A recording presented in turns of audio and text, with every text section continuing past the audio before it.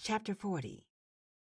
The Lord said to Job, Will the one who contends with the Almighty correct him? Let him who accuses God answer him. Then Job answered the Lord, I am unworthy. How can I reply to you? I put my hand over my mouth. I spoke once, but I have no answer. Twice, but I will say no more. Then the Lord spoke to Job out of the storm.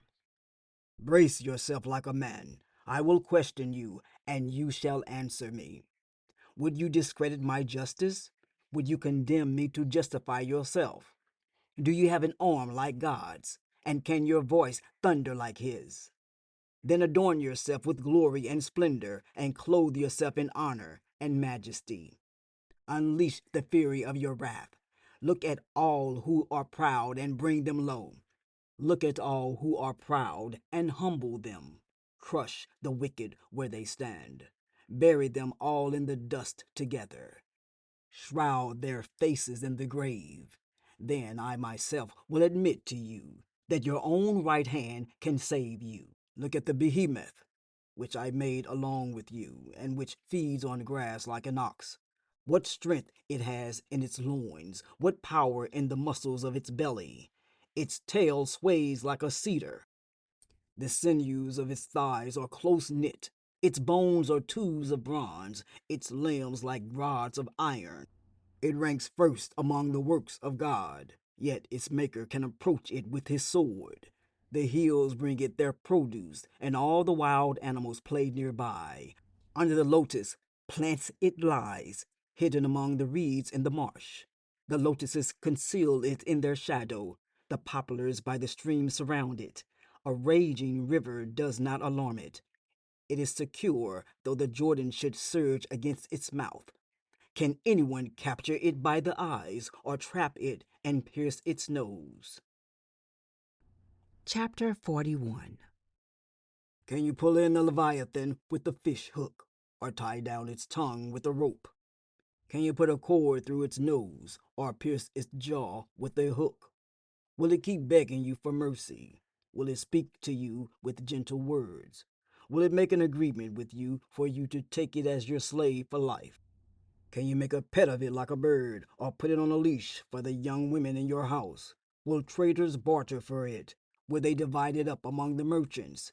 Can you fill its hide with harpoons, or its head with fishing spears? If you lay a hand on it, you will remember the struggle and never do it again. Any hope of subduing it is false. The mere sight of it is overpowering. No one is fierce enough to rouse it. Who, then, is able to stand against me? Who has a claim against me that I must pay? Everything under heaven belongs to me. I will not fail to speak of Leviathan's limbs, its strength, and its graceful form. Who can strip off its outer coat? Who can penetrate its double coat of armor? Who dares open the doors of its mouth, ring about with fearsome teeth? Its back has rows of shields, tightly sealed together.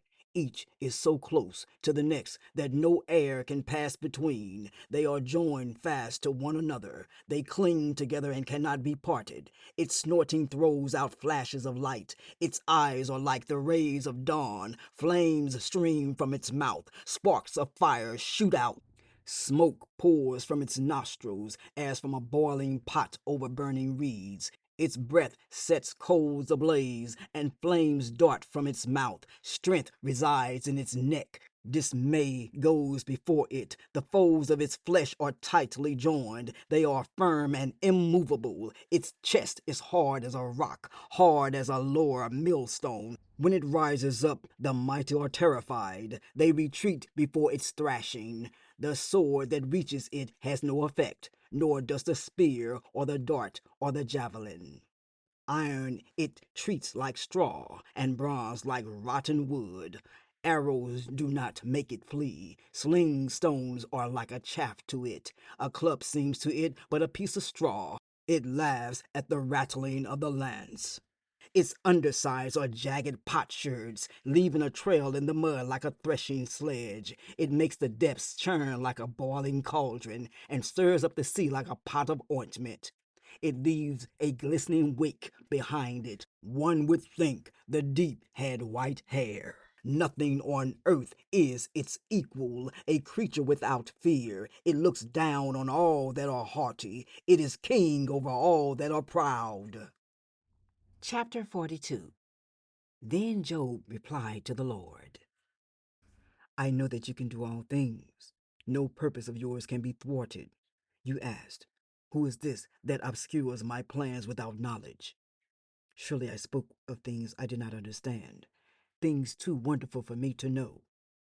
You said, listen now, and I will speak. I will question you, and you shall answer me.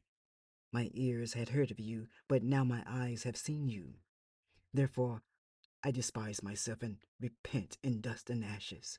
After the Lord had said these things to Job, he said to Eliphaz the Temanite, I am angry with you and your two friends, because you have not spoken the truth about me as my servant Job has. So now take 7 bulls and 7 rams and go to my servant Job and sacrifice a burnt offering for yourselves. My servant Job will pray for you, and I will accept his prayer and not deal with you according to your folly.